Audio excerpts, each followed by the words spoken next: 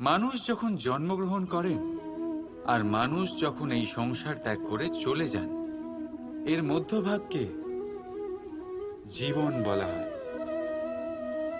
আর এই জীবনে সবাইকে লড়াই করতেই হয়, কখনো শিক্ষার জন্য, কখনো কাজের জন্য, কখনো বা বাস্তবে যুদ্ধ করতে হয়। কিন্তু এই লড়াইয়ের সম্মুখীন হওয়ার জন্য প্রকৃতি আমাদের আরো একটা গুণ প্রদান করেছে, প্রয়াস। কখনো কোনো ছোট বালককে দেখেছেন?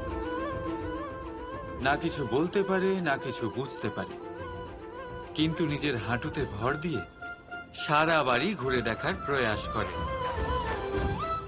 দাঁড়িয়ে ওঠে, পড়ে যায়, আবার দাঁড়িয়ে ওঠে, আর শেষ পর্যন্ত সে ঠিক হাঁটতে শিখে যায়। কারণ সে নিজের মন থেকে কখনো হারে না।